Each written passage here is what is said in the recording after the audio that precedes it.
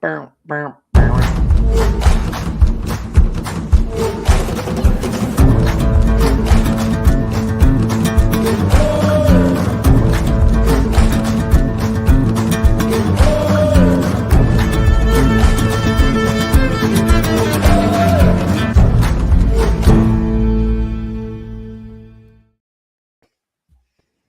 Good evening, everybody, and welcome to another episode of Fire Up. Are we fired up tonight or not? Sure, Yep. if that's what you want to call it. Adam? Well, my bracket almost got busted with that Duke misery, but I'm doing better. I was doing better towards the end of it. I was like, holy fudge. Yeah, between Wisconsin and UNC, I'm not off to a good start. So, Well, UNC was missing a couple of their big players. yeah, if Duke had lost, I mean, I would have been done. yeah, I think pretty much everybody would have been done. Yeah, I think Yeah, a lot of that one scared me. I got in the car and I turned it on my Sirius as I was working, and I was like, "Is that score right? 43-34?" And then I was just like, "What the hell?" But I was listening to that Wisconsin game. They blew that. Oh yeah. Yeah, that's what I've heard. I mean, I didn't watch it. Obviously, I was at work, so probably better that I was at work and not watching it. So, Right? You might have broke your TV. I mean, they had that little kid Martin, and he seemed to be pretty good. I mean, I only got to listen on the radio, so I don't know anything about him. But Samir, did you watch any of it? I watched like the very end of it, like when it was possible that Duke might lose. I was No, like, no, the Wisconsin game. Sorry, oh, Wisconsin game, I didn't see it. No.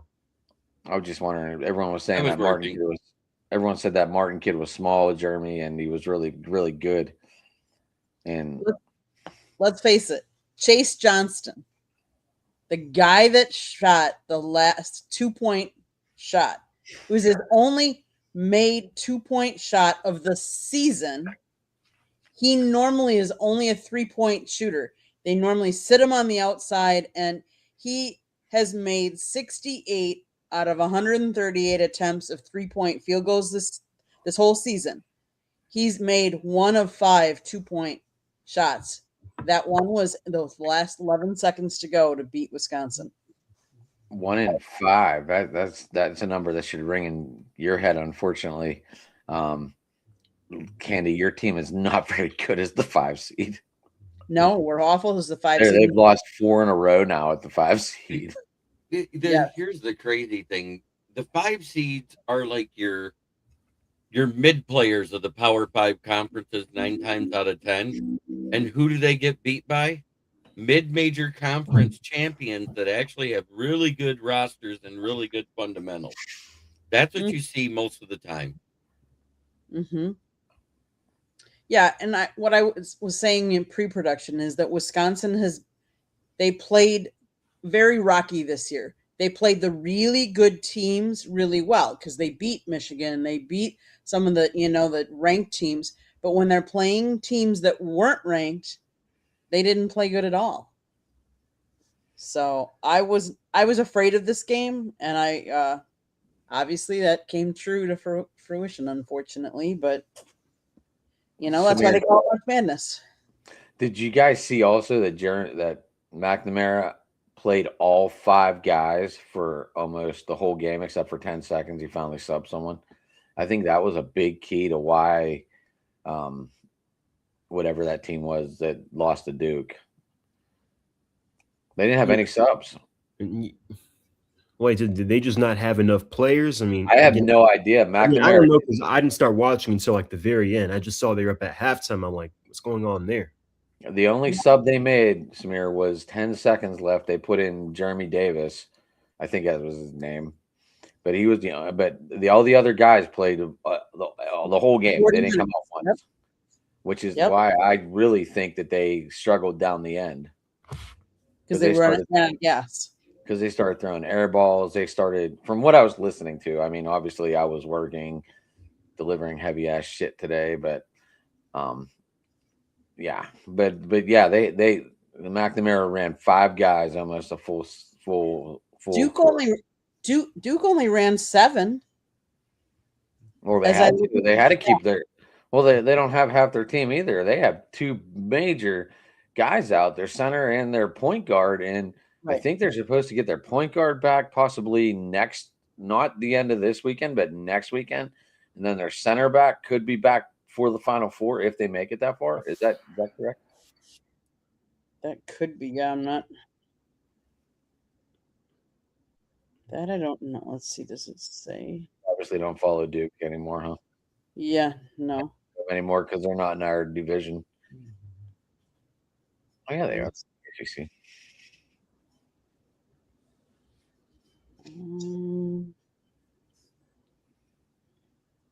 But a lot of people thought UNC was going to lose tonight too. They got close to falling off of their bracket too. 83-78, I think the final was. It was. Let's see. Did you guys not pay attention to any basketball today? Time. Look at me. One day I pay attention to basketball, and everyone's looking at me like, "What the hell's going on here?" Who are you, and what have you done with Abum? Michigan took care of what they needed to. Texas A&M beat St. Mary's. That's a 10 beating a 7. Is that really an upset in your guys? Yes and no. It's not as big as like 12 versus 5. Right. What about what are Texas we doing? We are BYU? Keaton Kaufman. We are talking about the NCAA tournament. Texas was an 11 seed. They beat BYU, which is a 6 seed. So that was kind of big, but I expected it. Yeah. Texas A&M's a good team. Yeah. Mm-hmm. Good evening, Michael. Good And evening. I have to say it in the way I love to say it. Overrated State lost today to TCU, and I picked that. What do you think? Wait a minute. I want to read it. My bracket is more busted than my bank account due to the PTSD I get from Jeremy Shuffle and the song he plays every single day. How is your bracket busted? Who did you pick winning it? He probably had North Carolina going all the way to Duke. I picked Duke to win it. I picked Michigan to win it over Duke. I have Duke and Michigan in the final. So, Jeremy, we might be coming down the final blows here. Yeah. I'm sure me and you are. I know Rich told me today. I finally asked him. He has Arizona. And then South Florida almost beat Louisville. That was a close game. I picked South Florida to win because South Florida has a really good defense and fundamentally sound offense with really good shooters. And it didn't really break me because I only had the team going so far either way, like the field of 32, and then they'd be out. I had McNeese. I had McNeese playing Troy, so I lost a couple points in those 2 games. Earl, good to see you. Earl, nice seeing you today, sir. Yes. I really hope it don't get cold because this is gonna suck. Well, hello, Levi. Hello, Levy. So, World Baseball Classic. Man. Well, great game. Great game. But yeah. How many more times do we got to see Aaron Judge fail in the biggest moment on whatever team he's on? Oh, he does it in the World Series. He does it in the WBC. Yeah, well, speaking of New York teams, I think a big reason on what cost the U.S. Like that series is number one, their lack of pitching.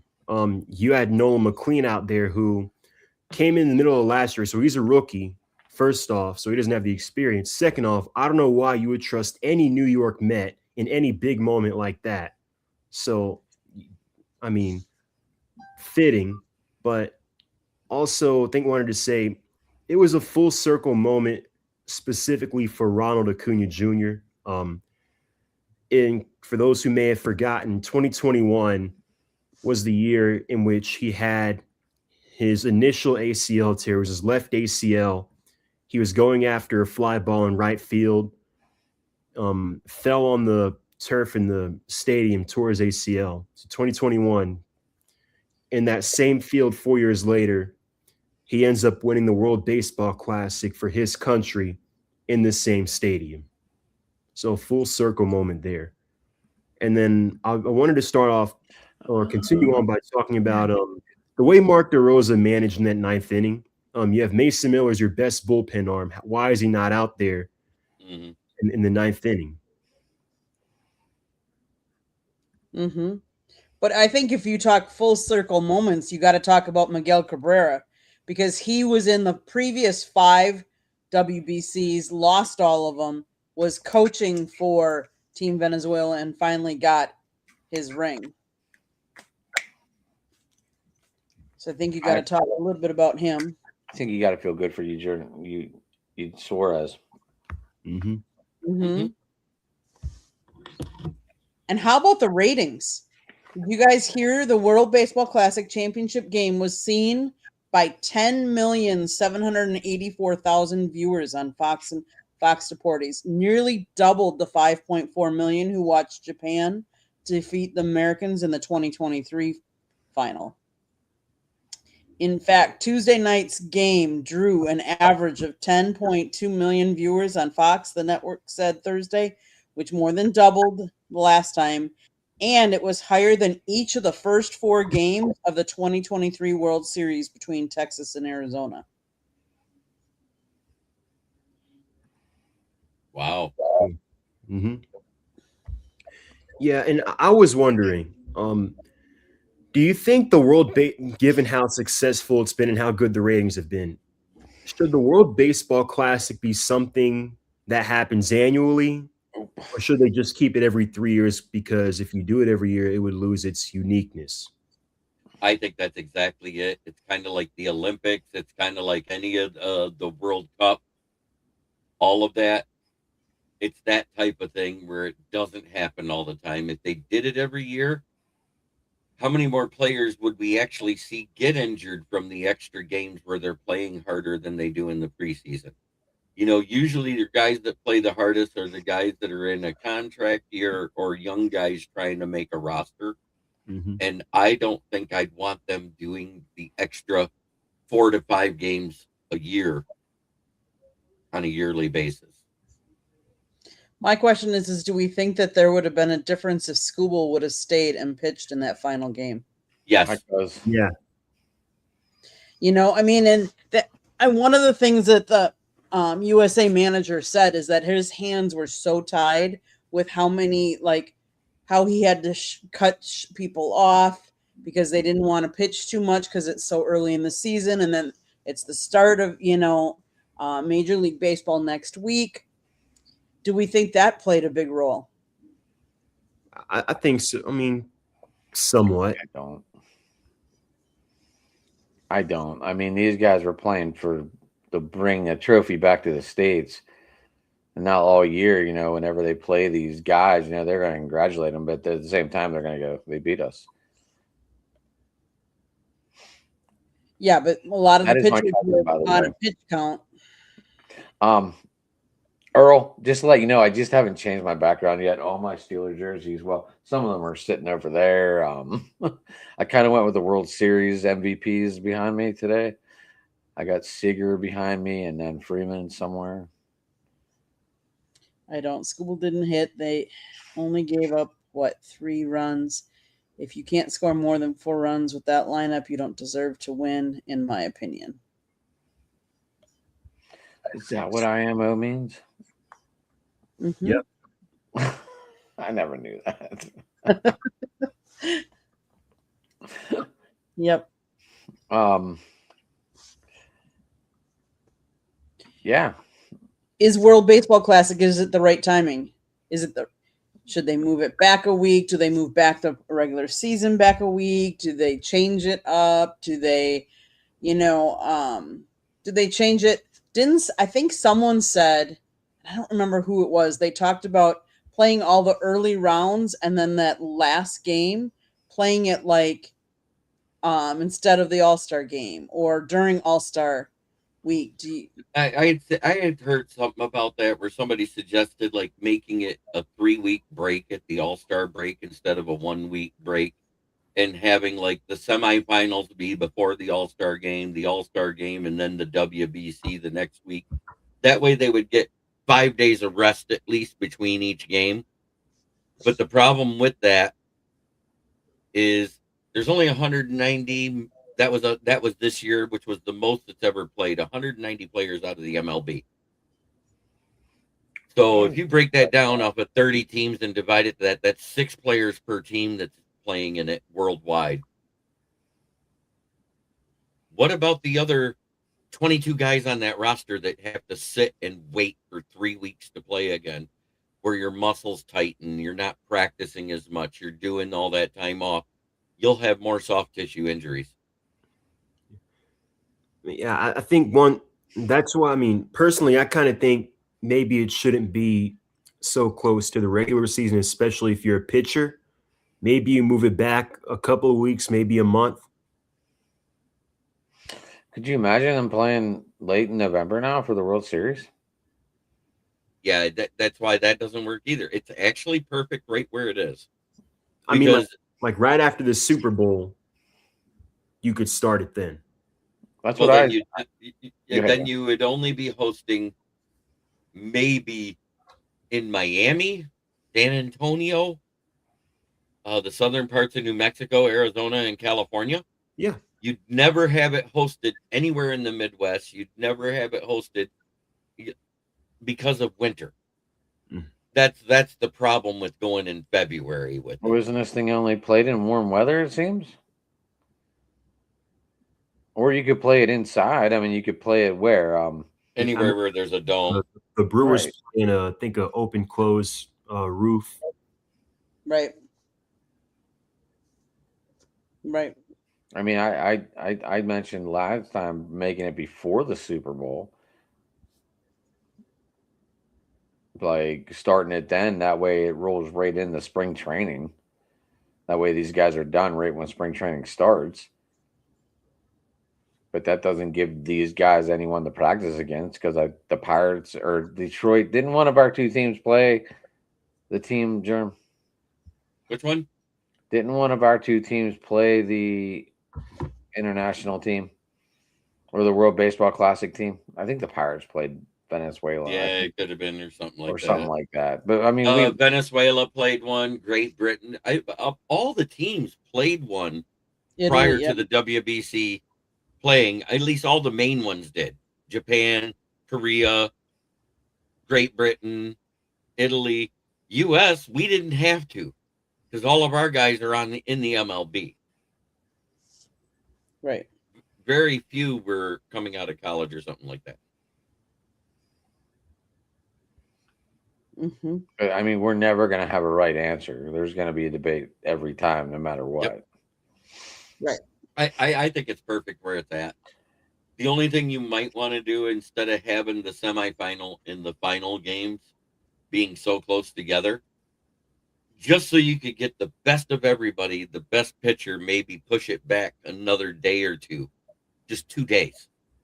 It wouldn't push back the opening day of the season at all. It wouldn't hurt, because they're already missing spring training, but they're actually playing games and training with their WBC teams. What would you guys think of putting the final game as like a best out of 3 series? No, I think it'd be too much. I think you want to reduce the number of games. Well, I mean, not reduce, but you don't want to add more games, especially right before the season. Right. I gotcha. I don't know. I kind of like having more of a series, though, but every team could have one bad game, right, Candy? Right. Or it could be a 2-0 sweep. Let's face it, the World Series isn't one game. Nope. In baseball, so I don't know. We don't have the answers, obviously, but But that's why we're here Nobody to does. talk about it. Exactly. But it's fun to talk about it. It's always What- fun to talk about. I have an awkward question. Did you guys fill out brackets? Yeah, I did not. Okay, so Tuesday night on my show, they wanted to talk about their Final Four, but when I hit competition mode, I don't want to know everyone's Final Four until it officially starts, so people can't steal other picks. So I didn't talk. I literally fought for not talking about it on Tuesday night, huh, Jerm? Oh yeah, And I might have pissed some people off, but I feel that in competition, you don't want to know your opponent's. Right. Oh, So I don't know if I was in the right or wrong about this, but I felt I was in the right, obviously. I agreed with you. I didn't want to talk brackets with people that I was going to be bracket busting with. Right. Mm-hmm. Like, say we And- were ready to go into the show, and all of a sudden, we start talking about brackets, but it don't start for 2 days. And And we're lo all and in the behold, there was one thing I did get right. The What's only that? player that Michigan was missing was LJ Kaysen. All the other guys that he was talking about being hurt, they played today. Oh, for Michigan? Yeah. Dylan was like, well, they got 4 guys out. I said, they got 4 guys out that has been out for 2 weeks, and 2 or 3 of them are due back to be back for this. So I said, the one guy's got a season-ending injury. That's it. That was LJ Kaysen. You know, you don't know what you're talking about. Remember, You're not from Detroit, Jeremy. What are you talking about? right, right. I'm not from this area. I don't have Chris Ballas as a friend on Facebook. Right. And anybody that knows about the Wolverines knows who Chris Ballas is, because he's been running the Michigan Wolverines Insider website and magazine now for 10 years. So, Samir, are you keeping an eye on that Georgia St. Louis game? You look like you were watching something. I was checking the NBA scores actually. I was score watching that, and I was kind of flipping between that and the March Madness games. But I know Luka came back tonight. yep, they're beating the Heat right now. I know that. They were See, losing. look, I paid for attention. I paid a good attention to part some of that game. basketball today. I paid attention to some basketball today. You guys should be happy. I am proud of you. Usually, You paying attention to basketball is kind of scary. concerning. Oh, shit. Wow. Well, I can officially say that Scott got to interview Don Mattingly this past weekend. I saw Get that. him. Proud of him. How was that? It was good. It He was needs good. to come on here and talk about that. What the hell? I know. He said he'd be here next week. Last night he did 3 shows, and he went to the doctor, and I think it was just too much. And then he did 1 show tonight, and he's gassed. So he said he'd be on here next week, though. So, but yeah, and we're hoping to cover 2 All right. more. You guys don't know this, but I have a guy named Jamie on my team. Okay, and he always podcasts like he's Mr. Wilson. You only ever see like from here to here. So every time Michael talks, that's what he's talking about. Yeah, Now I will yell at Jamie and tell him to fix his camera. What's But funny is if he sits up, I think he's using that split screen feature on his phone, and he's actually does it on a watching a laptop. game. He does it on a laptop. Then there's no excuse. That's because you can see it whenever he flips it. He moves it. So that's why Michael keeps saying the references. Mhm. I love Jamie, but I don't know how to fix it because You got to do it every week, Yeah. and Definitely. sometimes 4 times a show. And Candy, I was going to say that I saw Scott was in Newport for the Brave spring training. Did he get to interview anybody? Let me think. For the Braves, did we get? Not Newport. North. He was talking with Walt Weiss, Okay. and he talked to Tony Diaz, the infielder coach, Yeah. before the game, and then we went to that was Northport on Saturday. On Sunday, we were at the Phillies. They happened to be playing the Braves again, but this time we got Don Mattingly, and then he got Anthony Sanfilippo, who is from the Philadelphia Sports Media Market too.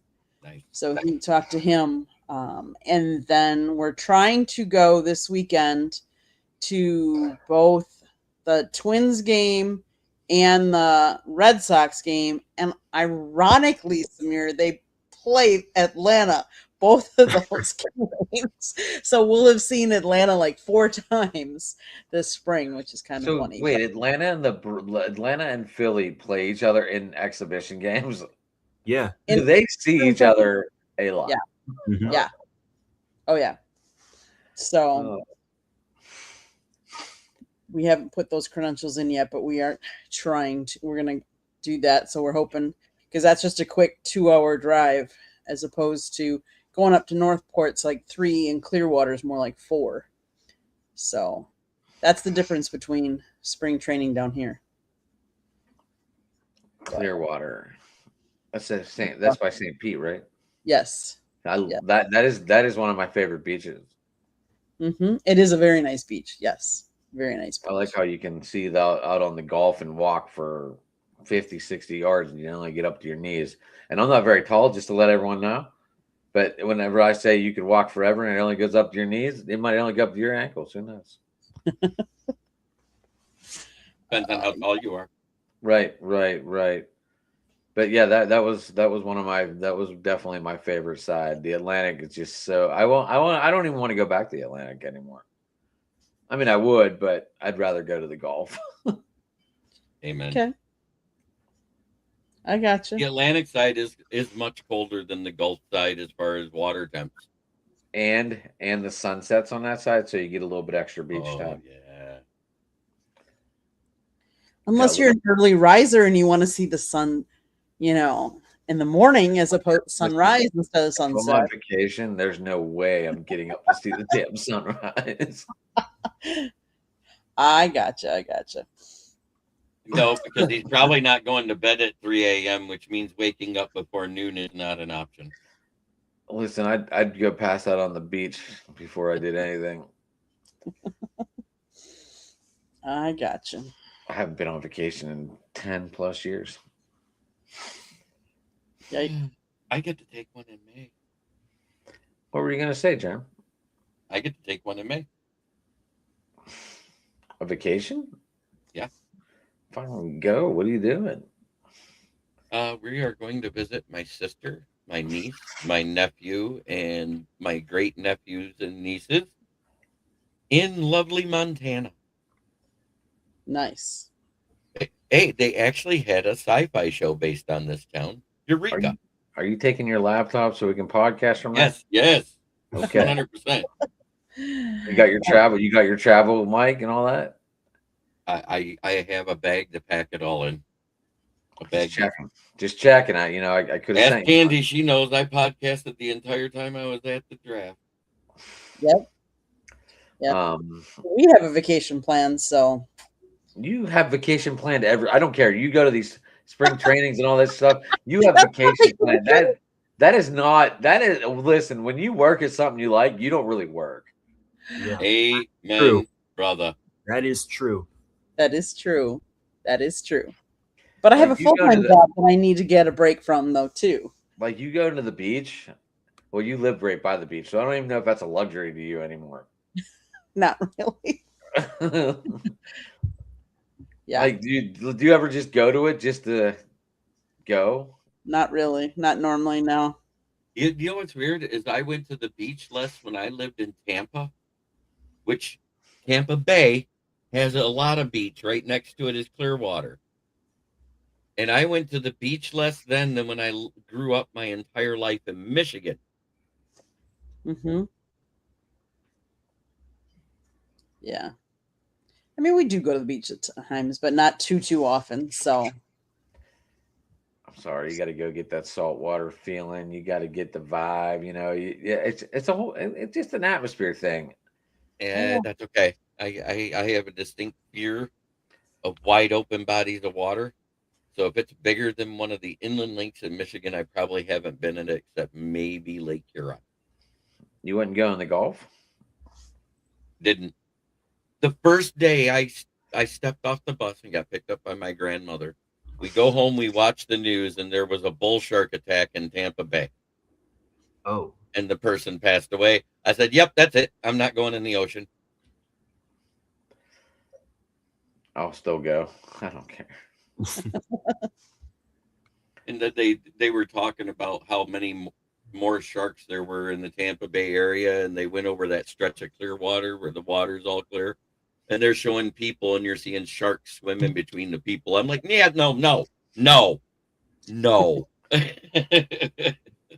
I think when you've been down here long enough, you get to the point where you don't want to swim in the ocean because you don't know what is in the ocean. Whereas you could swim in a swimming pool just as nice. Like, you know what's in there.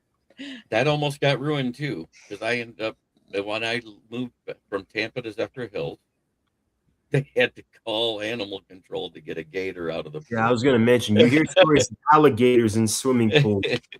That's why you need, like, no. Like, even if you have that full fence up, you're recommended to have, they can, you leave a door open. Right through, yeah. Like, but that's your fault. That's your fault if it gets in with the door wide open. That's your fault. Mm-hmm. They're so strong, they can push through it.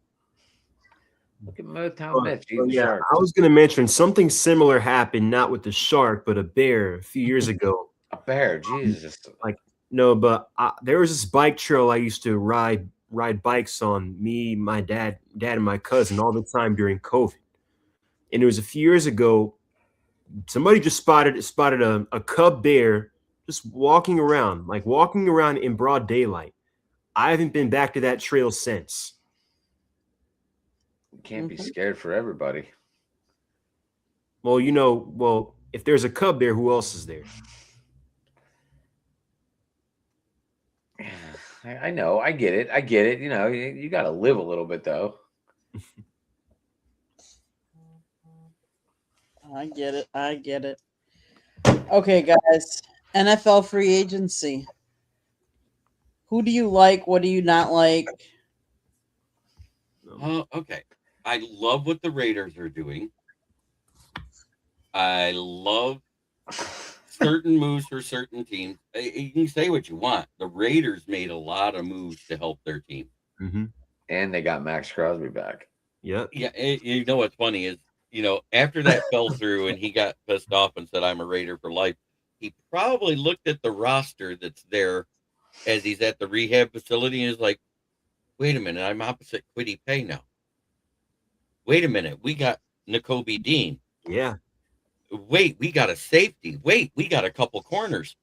Holy crap, I got teammates on defense. I'm not the defense anymore. We even got a center and a lineman. Yeah. And they got a potential number 1 pick quarterback, and they got a number 1 pick quarterback on the way. I hate that they lost Brisker and Byard, but I love the fact that the Bears got Kobe Bryant. I think that was a very smart move. But that's all they got on defense in the secondary at the safety position right now. I know Brisker decided to go black and gold, huh? Yeah. Hey, good move for you. They also lost Nashawn Wright. That's a big loss. Nashawn Wright. They lost the other corner too. Who was the other one that they didn't keep? It was they lost Brisker. They lost Wright. They lost Byard. I think they lost Tremaine Edmonds at linebacker. Here's the thing: Tremaine Edmonds last year for the Bears had the most missed tackles. Mm-hmm. And it was kind of like with the Lions. Alex Anzalone, while he was up there in like 3rd or 4th in tackles on the team, he also had the highest missed tackle rate this past season. It looked a lot more like what it did in 2021 with Alex Anzalone. He was okay in coverage. He did this okay. He did that okay. But that's why the run game suffered. Because once Kirby Joseph and Branch went down and we weren't collapsed in the pocket after Aleem McNeil came back, because for some reason they decided to keep Reeder in there instead of Talik Williams. And you can go look at it. Prior to week 9, teams were averaging only 2.7 yards per carry against us with Reeder and Williams in there. Reeder stays in, Aline comes back, and teams start averaging 4.3 yards per carry. That's a big reason why we started losing games. We couldn't stop the run, which allowed other teams to control the time of possession, which is what we used to do. Yeah, definitely. Thank you, Earl. I'll say and I was going to say about the Bears. I really thought they were a pass rush away from taking that next step, like being a serious contender, and they still don't have a pass rush, and their defense got worse, so they're not going to have the turnover. They're not going to force turnovers at the rate they did last year. I mean, their defensive line right now is Montez Sweat, Gervon Dexter, and as much as I appreciate Grady Jarrett for what he did in Atlanta, I mean, he's 33-year-old Grady Jarrett, who's already had a major knee injury. So, I mean, but speaking of what I like, unfortunately I really like what Carolina did, especially defensively. Oh, I thought you were talking about Kenny Pickett. No. I'll tell you what we are talking about. I think Carolina and the Raiders probably had the best offseason of all the 32 NFL teams. I think the Steelers had a good offseason. You had a solid offseason. We don't know what you have in Will Howard yet. You hope he's OSU's Will Howard and not like C.J. Stroud NFL OSU quarterback. I'll take his first year. I'll take C.J. Stroud's first year. Yeah, but you already wasted the first year by having. No, I mean if we're gonna start comparing that, I'll take C.J. Stroud's first year if that's what Will Howard's gonna do in his first year. What is it? What do we get? You want to know someone you know what you'll know what you have in Kirk Cousins. Oh, did they sign him? No, I'm saying. I mean, they could sign Kirk Cousins if Aaron Rodgers doesn't come back. And personally, I think I would almost rather have Kirk Cousins at this point than Aaron Rodgers. Kirk Cousins looked good for the couple games he came back and started. Yeah, I know he looked good. I mean, he definitely. I mean, I think you'll agree with me, Samir. He definitely relived the Kyle Pitts experience. Yeah, the Kyle Pitts experience against the Bucs. It's something about the Bucs when they play the Bucs. Yeah, he was on my bench. I started him that way. 42 points on my bench. Yeah, but I think in all seriousness, I would actually rather have Kirk at this point than Rodgers. I know you'd definitely rather have Kirk back than Tua. I don't know about that. I know I would. Not at that price tag. Not at that price tag.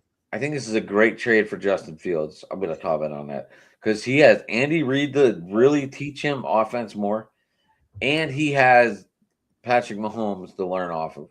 But I think Andy Reid is going to finally teach Justin Fields how to play football again. Well, I mean, if Andy Reid can't fix him, and no one can. No one can. I don't think anyone can, anyways. I've said it ever since he was drafted that it was a big mistake, that they'd regret it. Well, I think one of the issues when he was drafted was Ryan Pace was known for trading draft capital. Like he went through draft capital, always traded up. So keep in mind, they traded their future first-round pick because he was trying to save his job to go and get him. So when Ryan Poles first got there, the Bears didn't have that first-round pick, that early first they could have used on a tackle or another receiver or whomever to help him out. Michael, this is my grunt style sweatshirt. It just says Patriots on the front, grunt style on the side, and then on the back it says 0 fucks given. Hey, I like that. I know we're not allowed to swear on the show, but guess what? I know. Pick one. I heard a G though. I didn't hear a CK. I heard a G. Yeah. I heard fudge. I heard fudge. Like the. Sorry, I tried to cover it. Didn't work. Pick one movie. Pick one. Next year. Look, everyone knows I have it. Right now, I'd be going Bryce Young. I don't know yet. I think I need to see one more year of each one. Like, who's the real? Like, I want to know who's the real CJ Stroud. Is it rookie CJ Stroud, or is it CJ Stroud from the past 2 years? He's already gone through 2 offensive coordinators. He's not on a good track. They're kind of going in opposite directions. Bryce Young looked like a bust. I meant CJ Stroud. I was talking about CJ Stroud already gone through a couple offense coordinators. Yeah, I know. I'm talking about Bryce Young now. Like, see, and that's why I never judge off of a rookie year. I never, ever judge off of a rookie year. CJ Stroud's rookie year looked like the second coming of Andrew Luck. Mm-hmm. And then Bryce Young, he looked like. Well, he looked like Ryan Leaf. He looked like Ryan Leaf. Well, keep in mind, he had a horrible team then. Yes. It's going to be like watching Malik Willis this year. Oh my God, that's somebody who lost this year. Yeah, he better off staying the backup in Green Bay. And the only reason he's not crying because he's is making that all 60 that million. That 60 million he's getting does not get state tax or jock tax. Yeah, getting that 60 million, and you get to live in South Beach. I mean, say less. And then you get to watch the Dolphins pay for all the players they just traded and gave away. Pay for them. What do they got? 107? Didn't we say 175 million in dead cap term? When it's all said and done, because there is ones that have not been added up yet, and that's what everybody forgets. That the toll is not being taken yet. It's horrible. I guess on the bright side, they have like 7 picks in the top 100. Yeah, so clearly they're building for the future. Good for them. Earl, I don't know where Kirk Cousins is going to end up. I think Jets or Pittsburgh. It seems like Arizona wants to start Brissett. So I think Jets is an option. Pittsburgh. I have seen rumors about the Raiders. Maybe they don't want Mendoza to start day one. They'll start Kirk for a little bit. Then halfway through the year, they'll make that change. I mean, I don't see that. Like that. I don't like that at all, Samir. Do you like that? With the number one pick, no, you not really. Need to be ready for NFL play if you're the number one pick. Heisman winner, yeah. And I think you consider all the investments they made in building that team around them and what's already there. I mean, yeah, I don't see him sitting. I don't see you drafting a player, quarterback number one, to sit. Yeah, Mendoza won't sit. I mean, what if Mendoza doesn't live up to the hype? He had one good year. Well, then. He had one good team and one good coach. Right. You got to look at it that way, too. It's not just about him. It's about the situation he was in. Did he have anything close to what he had in Indiana at Jackson State? He had 3 of those players that transferred with him. And it was the best 3. They all showed out there for Indiana. Plus the fact that Aiden Fisher had been there developing into one of the best linebackers in NCAA. All of that, all accumulated to what they were able to do. Right. I mean, I'm still not sold on him, obviously. I'm not sold on him, but in a year where everybody else compared to him is kind of booty cheeks. All right. I mean, I'm not trying to be mean, but in the first round, there is no quarterback I would pick other than Mendoza. I don't know if I'd take him first overall, but I know that he's the only one I would give a first round grade to this year. I mean, Earl, I definitely want Will Howard and what's up, Yinzer? Oh, I got to do it. Yinzer's here? It's about time. This is just for Yinzer because he calls us jackwagons. Give Will Howard, Andy? I don't know.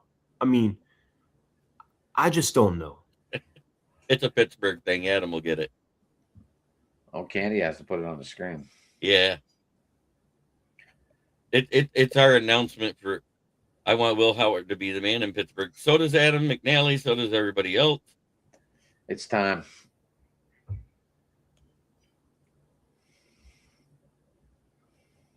Well, I mean, or how about this? If you are the Steelers and you kind of want to try to put your chips forward, do you call the 49ers and send a second for Mac Jones?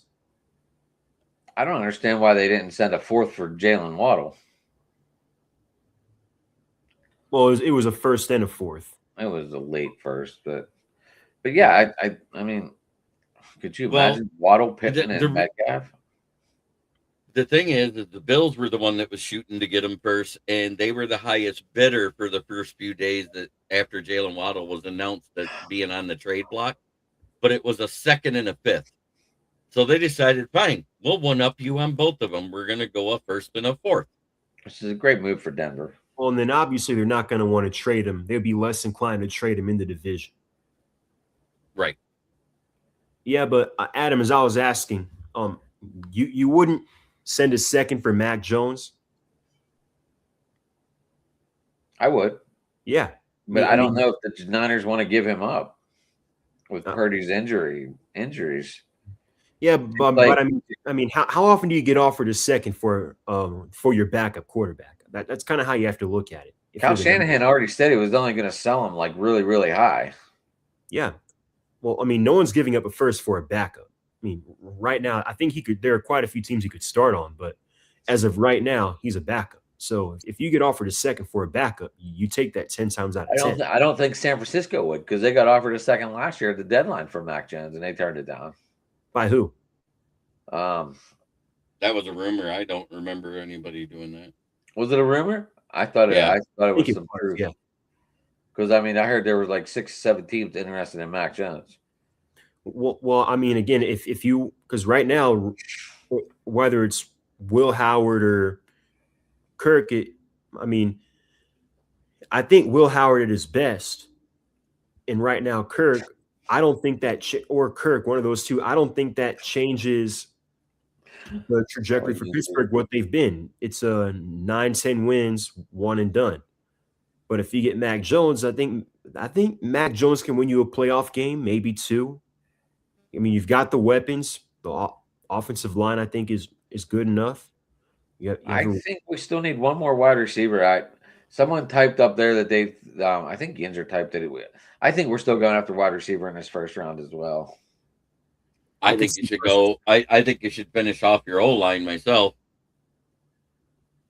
Our O-line's very young still. Because how old is TJ Watt? Is 30, 31 now? So realistically, how many years of prime TJ Watt do you have left? So you kind of want to make the most question. This is the thing the Steelers do. They, like last year, they signed all those veteran quarterbacks, all those they went out and signed all the veterans, and it showed towards the end. Like it looked like they were lagging a little bit. I mean, that the playoff game came, they were alive, but I mean, they didn't look like they were top tier playing. Like my thing is, I just realized TJ Watt's never won a playoff game. Nope. And he's 31 now, so maybe he has 2 or 3 years of elite play left. So, I mean, if you've got to send a first for Mac Jones to try, and if that's your best shot you have at maybe winning up, making a run, because the division is definitely gettable. I think, like the state of the division, I think it's definitely gettable for Pittsburgh. And you would do it. Red Wings pulled it off versus the Canadians. They were down 1-0 at the beginning of the third. They won 3-1. Sweet. I don't know. I like Mac Jones. For my dynasty purposes, I'd be okay with it, but I don't know if the Steelers are going to do it. I really think they want Will Howard or Aaron Rodgers. I mean, that's what it looks like. Oh, I know. I said 0-2. Don't worry about it. But Omar Khan did say the door is still wide open, but please set a date. See, Luka had 60 tonight, and they said he was available to play, and apparently he is available to play. So, Candy, what's going on in your world for the Packers? I heard you got 3 number 2s on your roster for quarterback. Do we? I haven't been. Oh, I'm sorry. I accidentally included Love as a QB2. Thanks. Thanks. Much love. How do we feel about Wentz returning to the Vikings? I think that means that JJ McCarthy is QB3 this year. And I find it hilarious. I mean, he never should have been taken in the first round anyway. Well, especially after you heard at the end of your presser when they drafted him that Kwesi said he drafted him off of his college PFF score. What? That makes that. I mean, I guess that's why he's out of a job now. Yeah, exactly. He drafted him off his PFF score. Do you know what the problem with PFF and quarterbacks are? Best friend. If you are a running quarterback, you have a higher score. Rush it all, you get a higher score than a guy that passes 20 yards down the field accurately. That's weird. PFF, I have found, and I don't know if anybody else has, when you look at their scores after a game, the most consistent ones are trench play on both sides of the ball. It's like they get that right in how they rank them. You get outside of that, and the further you get away from where the ball is at, the worse they get. Tight ends, I don't know how they rank them because they got guys with a PFF score that's off the charts. And I was like, this guy had 20 catches and 300 yards and a touchdown. What is this? Blocking, maybe, Jerm? Yeah, it just doesn't make sense. You know what I mean? I don't know anything about this. Now, I will say we also are hopefully going to be going. Monday is the Hurricanes Pro Day. So hopefully we'll be going down there for that. I only want to know 2 things because I know how they work on the field. When you go, I just want to know the 40 times for Ruben Bain Jr. and Akeem Messidor. Then my Pitt Panthers beat your Georgia Tech Yellow Jackets today. Baseball. I don't know. Actually, did they? I don't know. I just saw smiling. He's like, I don't know. Did they? They probably did. Pitt's not very Pitt. I don't know. Georgia. Samir, I'm gonna find my Georgia Tech hat one of these days. I have like 6 of them. Really? Yeah, I have a Tech basketball jersey. I'll hang it up next week. It's from the 90s. They played Auburn in baseball today and they lost. Oh, my computer. I don't know. Maybe it's the 25th. I don't know. ACC play did start though. They play this weekend at Pitt. Well, it's starting tomorrow.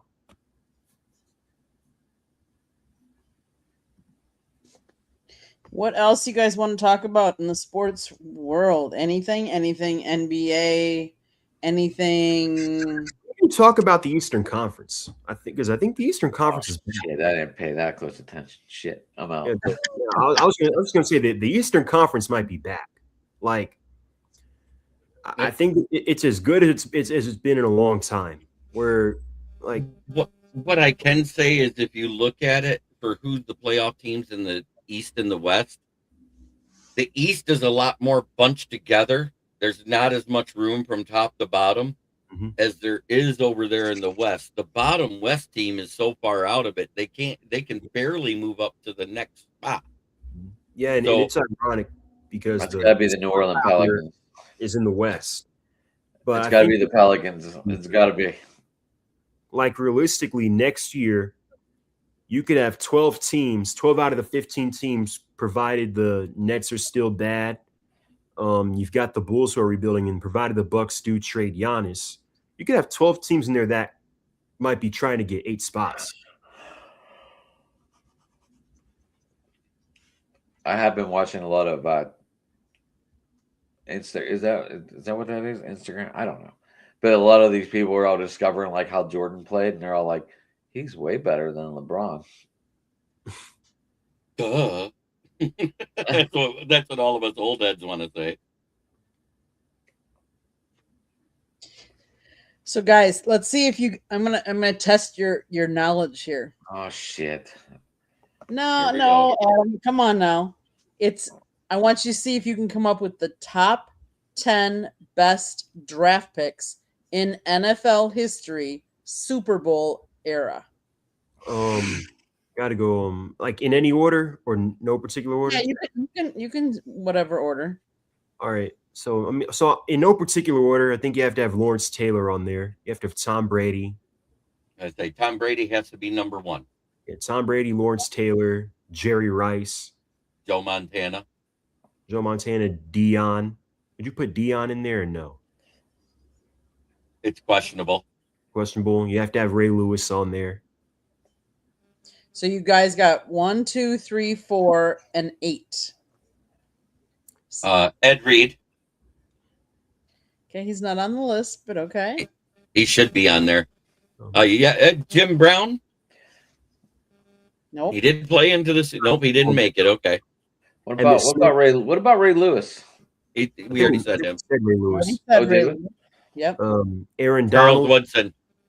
Woodson. No, he did not. Neither of them made the list. Wow. Let me think. What about I Curtis thought that was. He was a Jet. He never played in the Super Bowl. She said in the Super. She said in the Super. What do you mean? He didn't. Hey, I think Super Bowls are included in this. Roger Staubach. Wait, yes, he did. He played in the Super Bowl with He's on the list. Roger Staubach on the list. Yeah, Yes. Curtis Martin. Didn't he play in the Super Bowl with New England? No. How about Reggie White? No. Randy Moss. The ends are saying Randy Moss. Warren Sapp or Randy Moss. No. John Lynch. No. Oh. Keyshawn Johnson. What about Terry Bradshaw? How about Peyton Manning? Because Jack Lambert. And exceeded expectations there. Peyton Manning? Nope. Jack Lambert? Nope. You guys are missing 3 of them. Number 7, number 9, and number 10. Can we get some help? I will say one of them. 70 years here. Orlando Pace. One of them is a Packer. One of them is a Bear, and the other Aaron one Rodgers. Yeah, Brett Favre. Nope, Brett Favre. No, he wasn't a pick. He wasn't a pick. Brett Favre. It has to be Devontae Adams then. No. Go back further. Sterling Sharp. Bart Starr. Bart Starr. Okay. He was Super Bowl era, or was he before? What about Walter Payton? Won the first 2 Super Bowls. So yes. No, Walter Payton. No. What's one of the other teams? Nowitzki. Chicago. Ray Number Nowitzki. 9. Oh. Let me think. Chicago. Buckets. William. Mike Ditka. No. Mike Singletary. Richard Dent. Ryan Yes. Urlacher. Okay, Richard Dent. And then the last one is number 10 is a Bronco. Oh, John Elway. John Elway. No, he was drafted by the Terrell Davis. I was going Terrell Davis. Terrell Davis. I must have jinxed, and I was like, wait, I missed that. Wait, I thought Terrell Davis was undrafted. He was drafted in the 6th round, 196 in 1995. So I'll go the list 1 through 10. It was Tom Brady. He was taken with the 199th pick. Joe Montana was taken with the 82nd pick. Lawrence Taylor was taken with the 2nd pick. Jerry Rice with the 16th pick. Shannon Sharp with 192nd pick. Roger Staubach, 129th pick. Bart Starr, the 200th pick. Ray Lewis, the 26th pick. Richard Dent, 203rd pick. Terrell Davis, 196th pick. If Miami didn't show up to watch the other guy and then saw Ray Lewis play, would have Ray Lewis still got noticed? Because he wasn't being looked at by anyone. He got looked at by Miami by total accident. Oh, no. Look at all these people. Look at all these.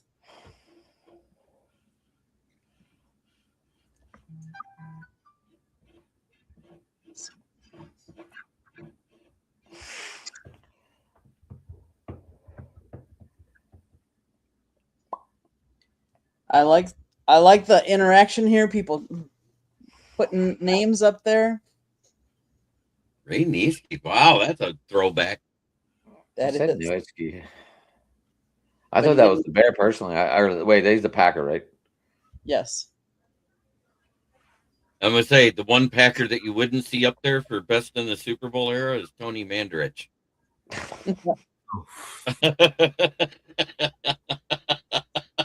Well, I started thinking Sterling Sharp too. for Candy, Tony Mandarich is the equivalent of my Terry Fair pick. And the reason why I say that, in the 1998 draft, when we picked Terry Fair, the very next pick, Minnesota pick, was Randy Moss. Yeah, I know a bunch of teams passed on Randy Moss that year.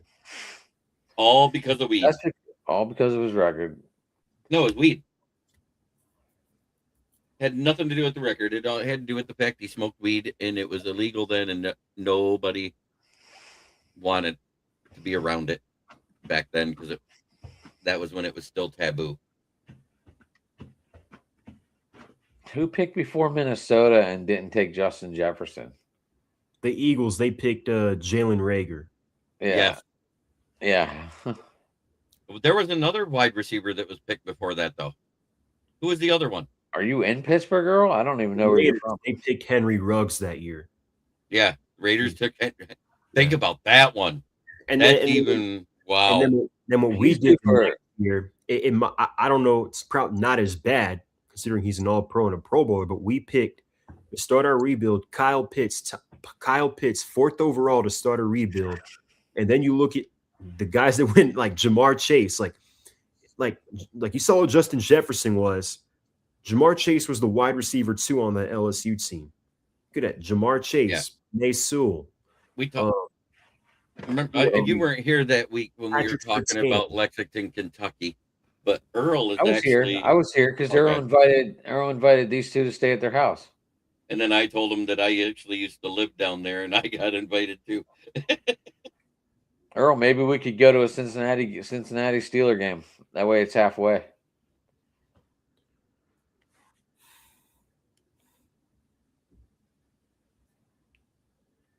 Yeah, he was having a breakout year that his second year as well before he got that game-winning touchdown against the Steelers that year. Yeah, I remember that. And he gets out this year, right? He's up for parole this year. He gets out this year and next year. And he's still on Dynasty. He's still in Dynasty. If you look up his name, he's still in the Dynasty leagues. You could pick him up if you wanted to. His parole hearing is in just before camps break, so I think it's in May. But will he get signed? No. Well, here's the crazy thing. He's still under the Raiders. He's still under the Raiders, right, Jeremy? No, they cut him. Nope, they cut him. Here's the crazy thing about it. The parole board already said if he gets paroled, they're signing the extension for him to come back and play in the NFL so he can leave the state while on felony probation or parole. They already signed that exemption for him. I mean, but he still has to make parole. I still doubt a team would pick him up. Maybe he gets a shot in the XFL, but I don't see an NFL team picking him up. Seeing how there's no expansion team in Salt Lake City, so he can go to a Mormon area where there's almost no bars, I don't think he gets picked up either. That's for you, Yinzer.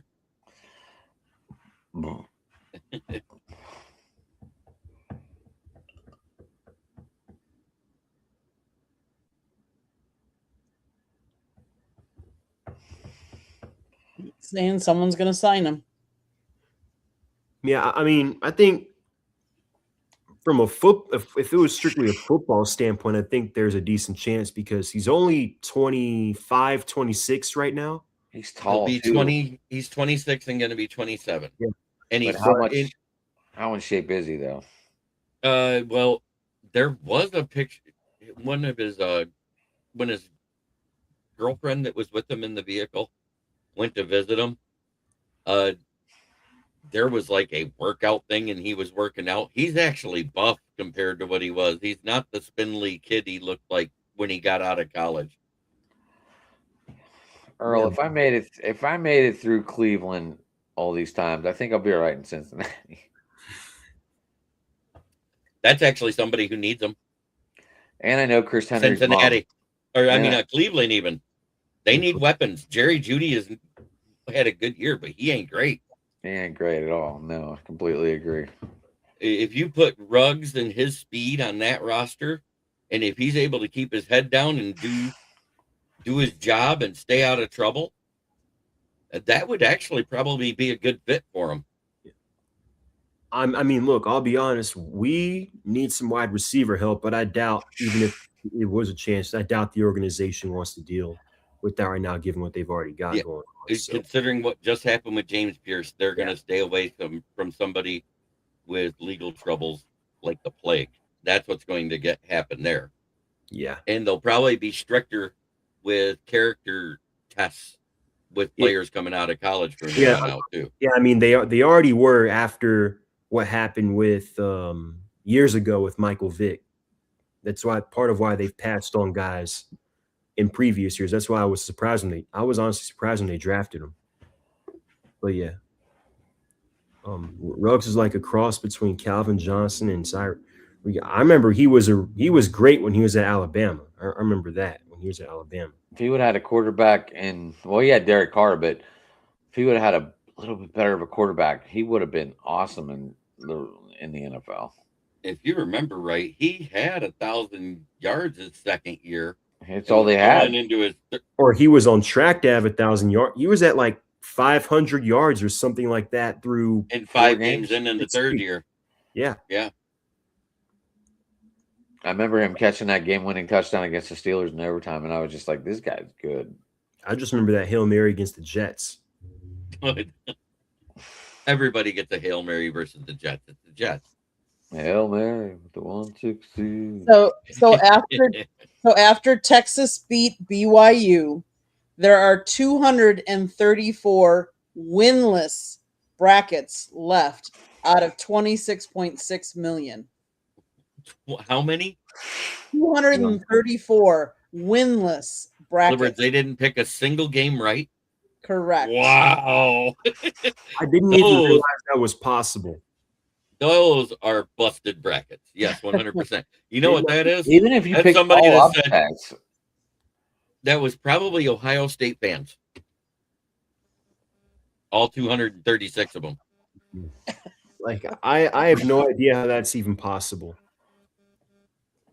Thank you, TCU, for proving what I said going into this, that they are overrated state university in basketball as well as football.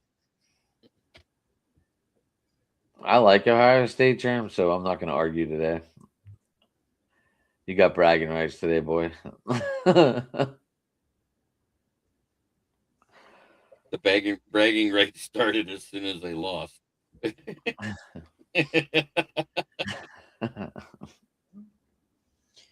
Samir, what's happening in your town? So obviously the Braves season is around the corner. If you were to ask me last year what part of the roster I felt the best about and what part concerned me, I would tell you the starting pitching I felt best about and the bullpen was the concern. It's the opposite this year. This is probably the most confident I felt in the bullpen in a couple of years, but the starting pitching, our top three, you have Chris Sale, Ronaldo Lopez, and Spencer Strider. All three of them have lengthy injury concerns in history. Then you've got Bryce Elder as our fourth starter. You're either getting 6 innings, 2 earned runs, or 2 innings, 6 earned runs. There's almost no in between there. And then we might have potentially 2 rookies for that fifth spot. There's Didier Fuentes, who's 20, pitched a little bit last year. He had some potential, but I do think he needs at least another year in AAA. Then you've got J.R. Ritchie, who I think at this point is probably the most ready between the two, between our pitching prospects. So I think he might get some time in the majors definitely this season. And how about the Atlanta Hawks? 11-game win streak.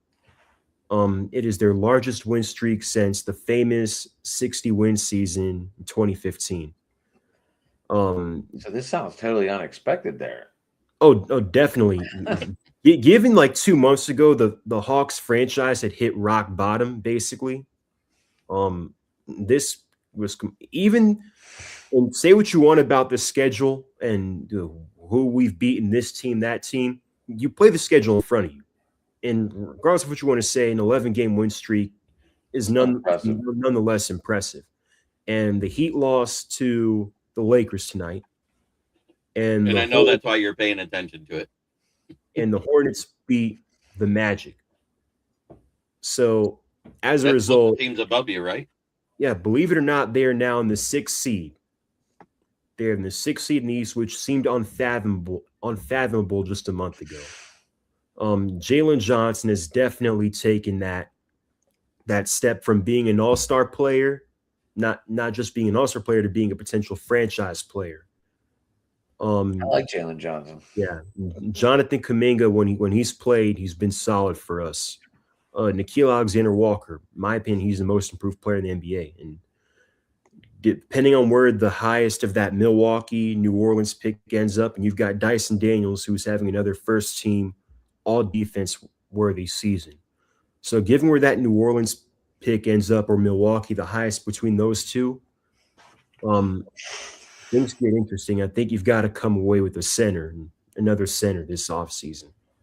So even with that, they still might not even make it out of the play-in. That's how good the East has been as of lately. Yeah. So that's it for my town. Jeremy, what's up in your town?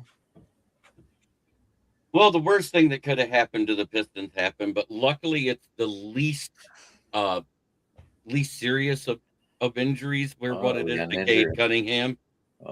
He has a punctured lung that he suffered on Tuesday.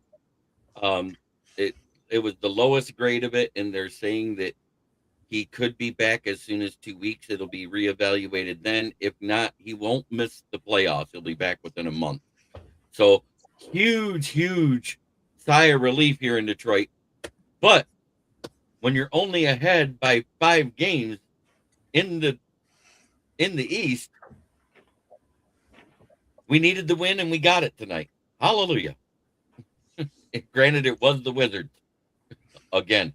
And considering the Wizards were at our house and that's who injured us, I don't remember the name of the player, but when I heard it described on how it happened, it was a loose ball foul, and they said it was unintentional, but the way the announcer said it, he said it looked like he tried to side suplex him, and he landed on his elbow, and his elbow pushed his rib into his lung.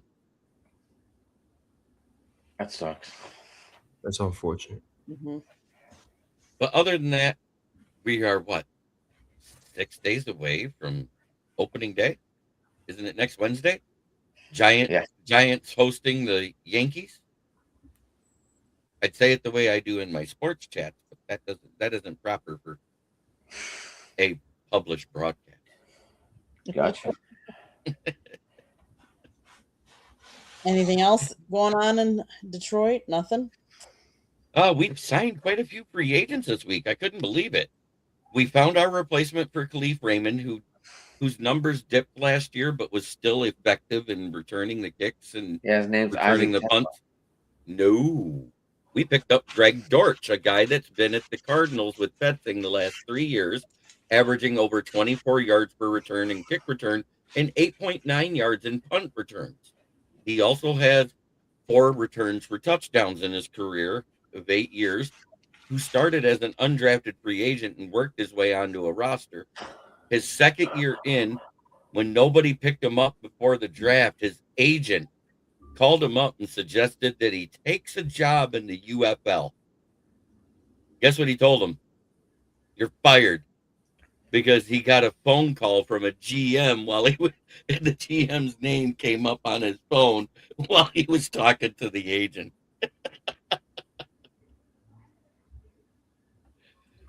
And he never looked back.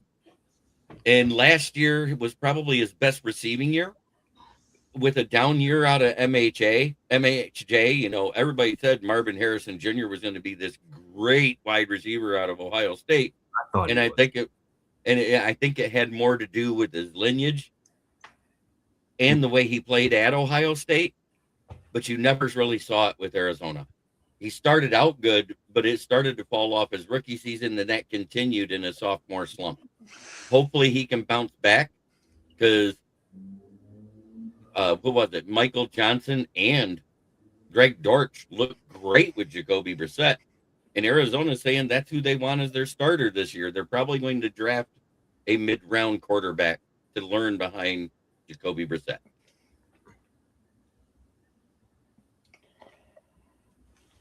Yeah, that pretty much sums it up. Adam, what's happening in your town?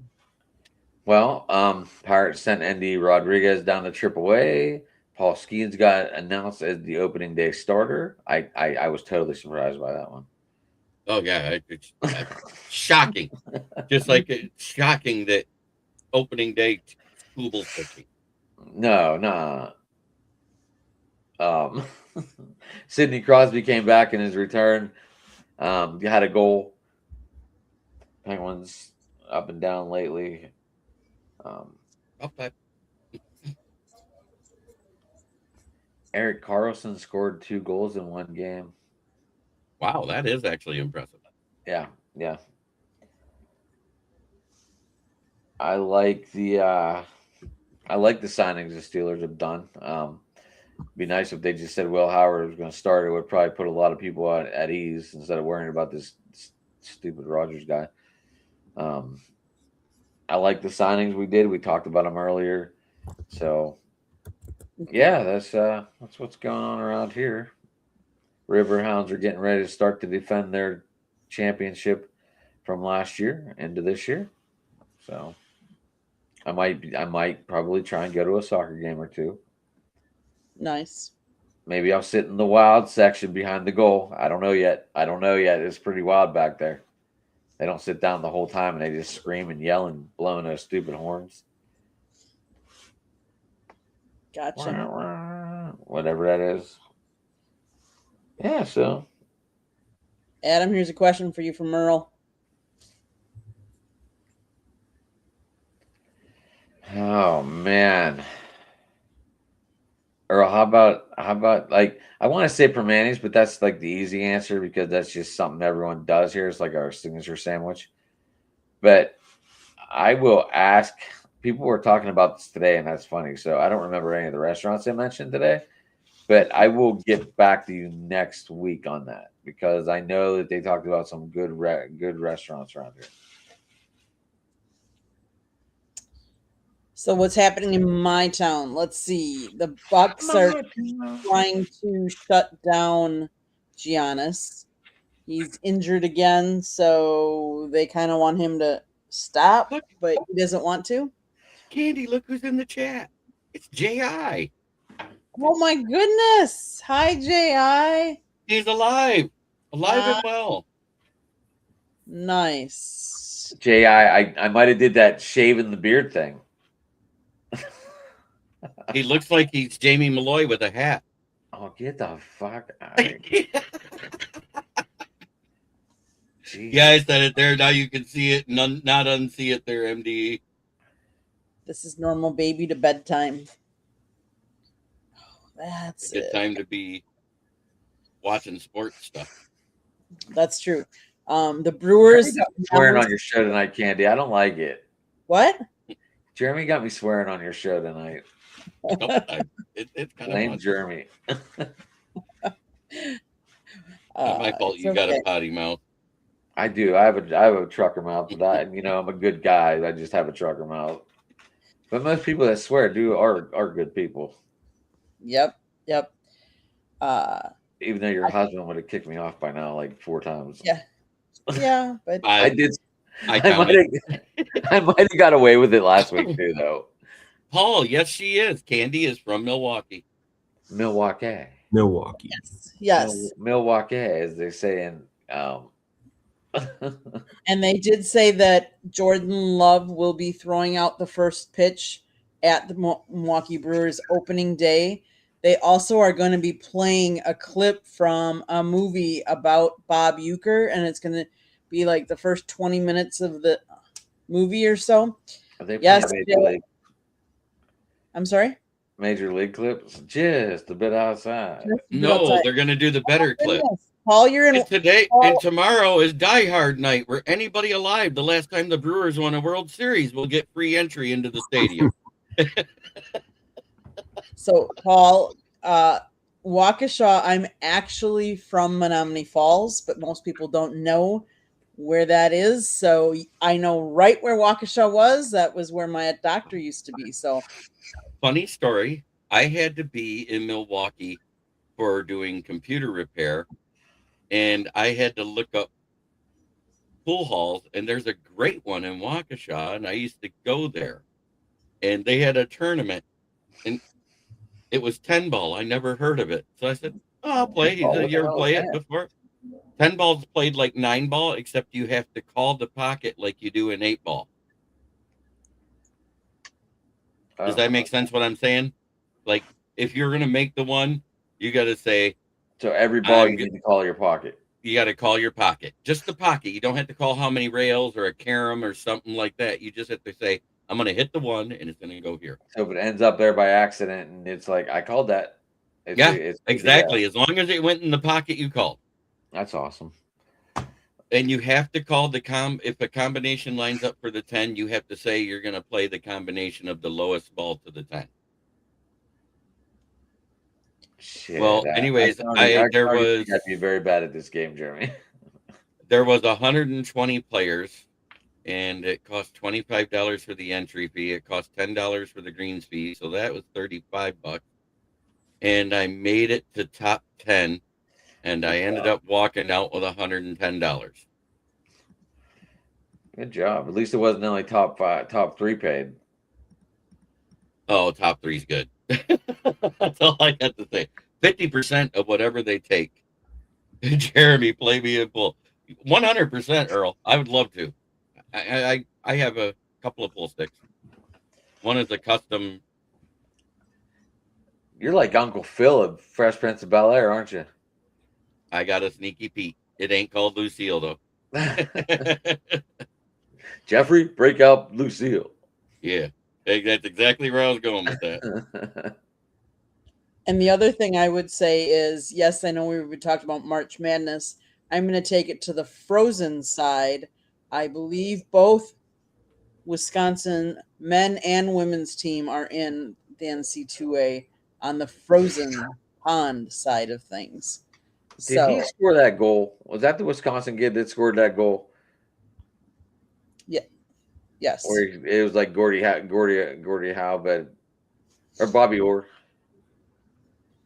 where it looked like he was falling and he hit it out of midair and batted it in. Yes. Are you a ranked player, like a tournament ranked player? Because the rankings start, the top players are AAA, that's the professionals. AA and single A are semi-pro. Then there's a double B plus, a double B. Then there's the regular B. Then there's a C plus, then a C. Then there's, you don't want to know D or below because that means you're either a beginner or awful. Yeah, I'd be in the F category. He'd be in the F category. They don't have an F category. It stops at D. You cannot be ranked. I would create the category. They would create a category for you? That's impressive. And I would call it the F category. I might try and slip it in as 3 letters after that. You never know. I might get some more people involved in that one. I want to be in the F category. What the F is that? Jeremy, you have an awkward question out there. How do bra sizes compare to pool rankings?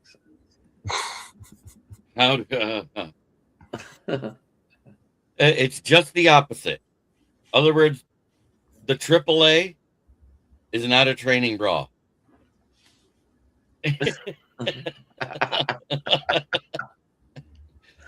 Oh, shit. Where did this all come from? Wow. The question was asked. I just answered.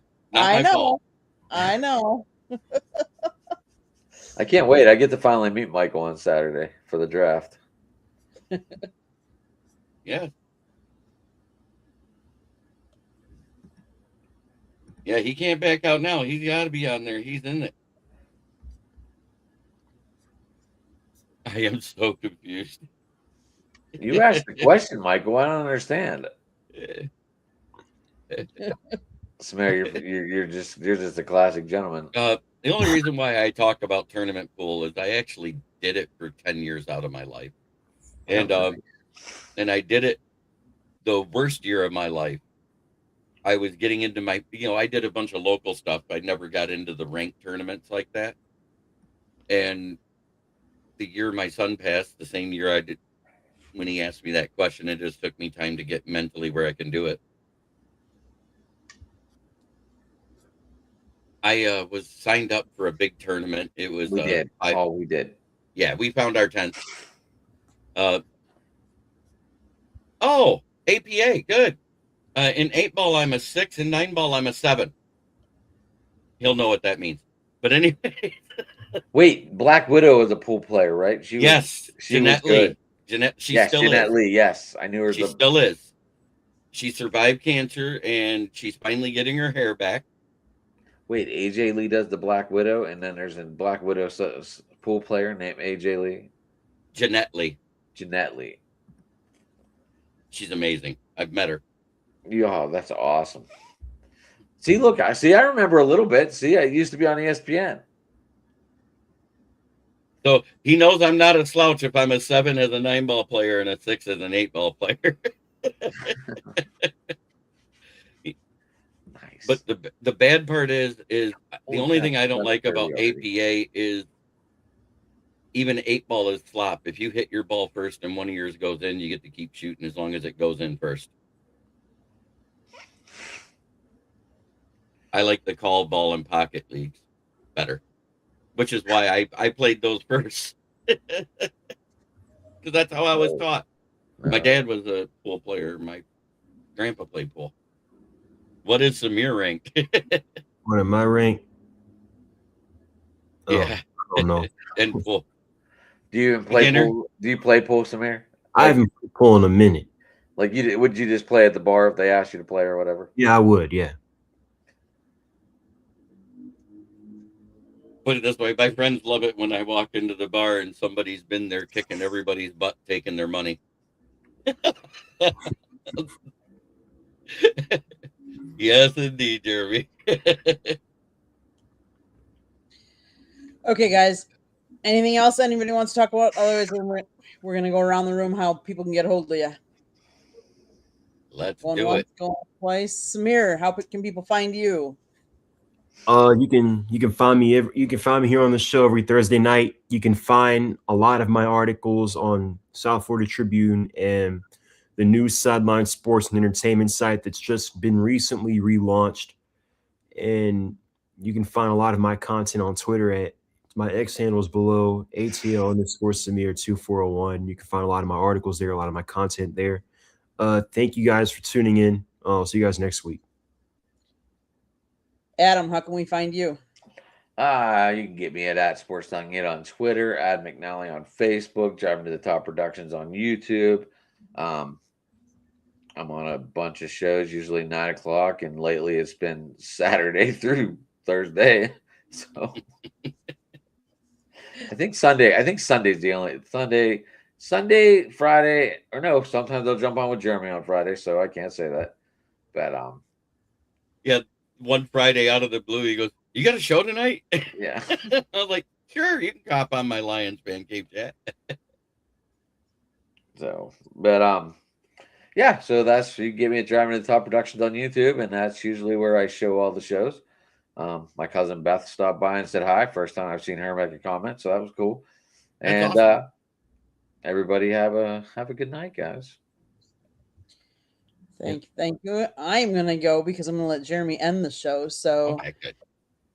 South Florida Tribune Publishing Company published a book, Lessons from the Microphone, Tuning into the Enduring Wisdom of Visionary Leaders. It is written by my husband, Scott, the Motor City Madmouth Morganrod. Jeremy, are you faking like you're reading again? Hey, Tyler, what's up, buddy? You missed what I did. It was great. Candy caught it, and I took her right out of her element because I sit there and I picked it up like it was upside down. And I go, "Oh." Jeremy, you see Tyler right there? You need a New England guy? That's your guy. Hey, Migs. What teams does he follow? Boston and all? No, just Boston, New England. He's a Pirates fan. He lives in New England. I used to work New England and Pirates fan. Okay. Good. Historical. Get a hold of Adam. If you want to be a part of a Wednesday night show, I do an NFL show where I have fans of other teams. And then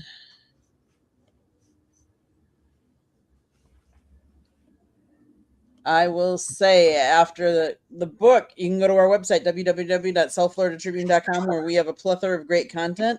Links for the book. Jeremy writes for us. Samir writes for us. Adam does. Adam doesn't. Scott writes. There's some of his interviews on there, of course. Go check out our YouTube channel. Right below me. If you see that red subscribe button, Other side, Jeremy.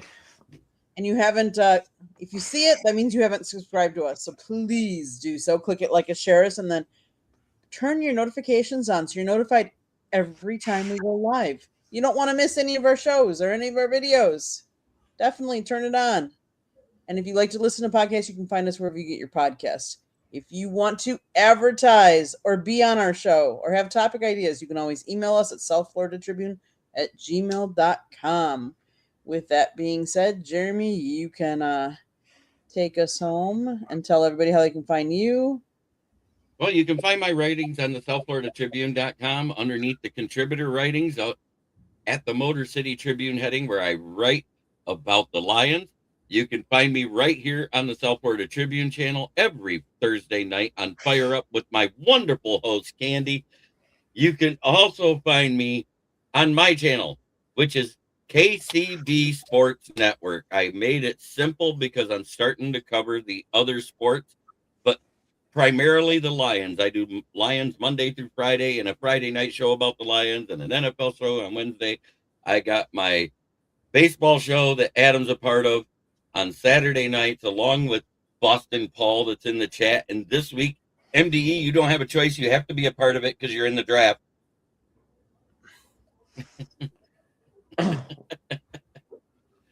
And soon, as the playoffs start, and Samir, you'll be more than welcome because I'm going to figure out a night for it. I'm going to do a basketball show about the playoffs for the NBA, and I'm going to do NHL playoffs. Yeah. Hopefully we're in it. Yep. Hey, good luck to you. And good luck to us because I'm sorry, missing Cade Cunningham. I expect us to beat teams like the Wizards, but we got some tough games coming up. I gotcha. Yeah, our fantasy baseball draft. We'll be doing it. Is it confirmed that the time will be live during the show now, or has he not figured that out yet? Yeah, I started at 9 o'clock. He changed it. Okay, fantastic. Go Blazers, now ahead of the Warriors. Hey, good job. Love it. Because if Steph Curry ever played defense, he could probably get MVP easier.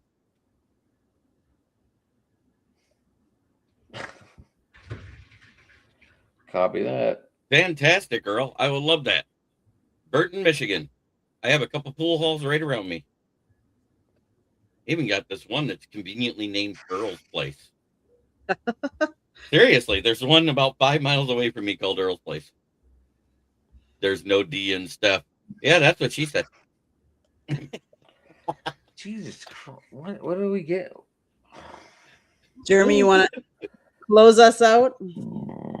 Try every day to be a better person than you were the day before, because that's the only way to make the world a better place, unless you're talking crap in sports, because it's fun. Oh, wow.